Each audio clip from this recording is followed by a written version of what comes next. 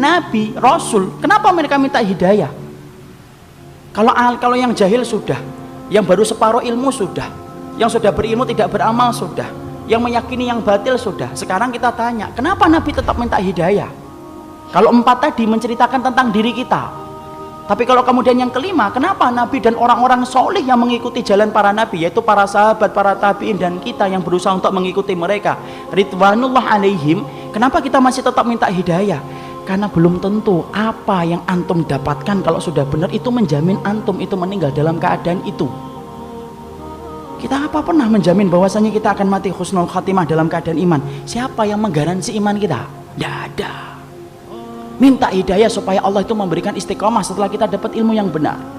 Bukankah Allah menunjukkan lembaran-lembaran kehidupan sejarah, banyak orang yang mereka itu bertabur iman di awal kehidupan tetapi mereka matinya murtad. Bal'am bin Ba'urah, apa kurangnya Bal'am bin Ba'urah? Hidup pada zaman Nabi Musa, di mana doanya dikabulkan oleh Allah setiap waktu-waktu yang sempit dan terdesak. Sampai Malik bin Dinar berkata, "Kana mujabud da'wah fi syada'id." Kalau sudah bicara tentang Bal'am bin Ba'urah, Masya Allah, doanya selalu dikabulkan oleh Allah dalam keadaan genting. Kata Malik bin Dinar rahimahullahu ta'ala ketika menafsirkan surat Al-A'raf 175. Tapi matinya murtad. Rajal Unfuah, sahabat Nabi, dipuji oleh Abu Bakar, dipilih oleh Abu Bakar untuk menjadi delegasi sunnah, mendakwahkan kepada Musailamah al-Kadzdzab. Matinya beriman, murtad. Ubaidillah bin Jahsy yang pernah menyelamatkan kehidupan agamanya sampai ke Habasyah ketika Nabi masih di Mekah, ikut di dalam hijrah yang pertama, hijrah yang kedua ke Habasyah. Beriman? Tidak, murtad di Habasyah. Kecintaannya minum khamr menjadikan dia murtad. Seorang muadzin yang diceritakan oleh Imam Qurtubi murtad ketika kemudian tergiur dengan pesona seorang wanita yang dia lihat ketika adzan di tempat yang tinggi. Orang dulu ketika adzan naik ke tempat yang tinggi, melihat seorang wanita begitu cantik turun, ini gentle dia ini, turun, dia katakan dia cinta sama wanita itu. Wanita itu berkata, "Tidak bisa kamu ini, nerima kamu karena kami Nasrani dan kamu Muslim." Loh, dengan apa saya bisa diterima? Berpindah kepada Nasara. Pindah, ikhwan. Murtad, meninggalnya di hari dia meninggal dunia, akan mencampuri istrinya, naik ke atap, kemudian jatuh. Belum sempat mencampuri wanita yang menjadikan dia murtad. Siapa yang menjamin? Ini yang kemudian kita khawatirkan. Minta terus hidayah. Kenapa kita minta hidayah walaupun kita itu sudah memelihara jenggot, sudah kemudian ngaji, istri kita sudah kemudian berhijab yang syar'i, kegiatan kita sering datang ke kajian ilmu, bertemunya kita dengan orang yang salih, terus kita menjaga hangatnya iman. Tapi kenapa kita tetap minta hidayah walaupun ikhtiar sudah kita lakukan? Karena tidak ada yang menjamin antum akan masuk surga kecuali Allah. Ya, makanya sampai dikatakan oleh Rasulullah, ada di antara kalian, fa inna ahadakum la ya'malu bi amali ahlil jannah hatta yakuna bainahu wa bainaha illa dhira'un fayasbiqu alaihi alkitab fayamalu bi amali ahli nari hatta yadkhuluha. Makanya sampai Nabi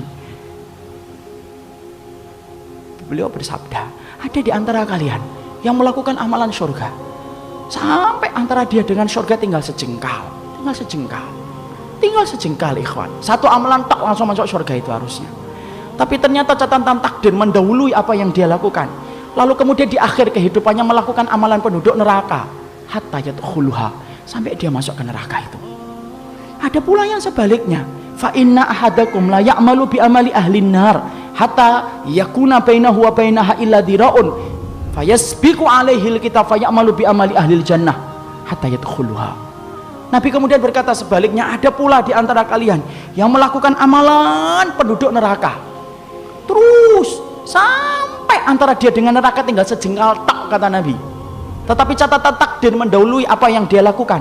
Dia melakukan amalan penduduk surga sebelum meninggal dunia, lalu kemudian Allah masukkan ia ke dalam surga. Antum tahu Usairim bin Abdul Ashhal? Usairim bin Abdul Ashhal, seseorang sahabat yang dikatakan oleh Nabi sebagai penduduk surga, tapi keningnya tidak pernah dipakai untuk bersujud kepada Rabbnya. Karena apa? Masuk Islamnya belum ada 24 jam. Ketika dia masuk Islam mengucapkan syahadat, dia bertanya, sholat? Belum waktunya sholat. Apa yang saya lakukan? Ayo berjuang bersama Rasulullah. Berjuang bersama Rasulullah SAW dan para sahabat. Ketika kemudian dalam peperangan tersebut Allah takdirkan dia meninggal dunia. Ketika meninggal dunia, Maka rame para sahabat membicarakan tentang Utsairim bin Abdul Asyhal, sampai Abu Hurairah berkata, inilah penduduk surga yang belum pernah menempelkan keningnya untuk mencium bumi bersujud kepada Allah. Itulah Utsairim bin Abdul Asyhal. Siapa yang jamin, ikhwan? Jangan sombong kalau kita hari ini sudah ngikut ngitibak. Jangan sombong ketika kita hari ini sudah ngaji. Belum tentu itu akan menjadi jaminan bahwasanya itu menjadi keimanan kita ketika meninggal dunia. Jangan magrur. Apa itu magrur? Tertipu dengan amalan kita, merasa bahwasanya amalan kita itu akan pasti menjadikan kita masuk surga. Siapa yang jamin? Minta hidayah kepada Allah supaya kemudian kita diberikan oleh Allah. Kalau antum betul-betul orang yang solih, supaya hidayah yang antum minta menjadikan antum diberikan istiqomah sampai antum meninggal dunia. Itu yang kita minta kepada Allah. Inilah pentingnya hidayah.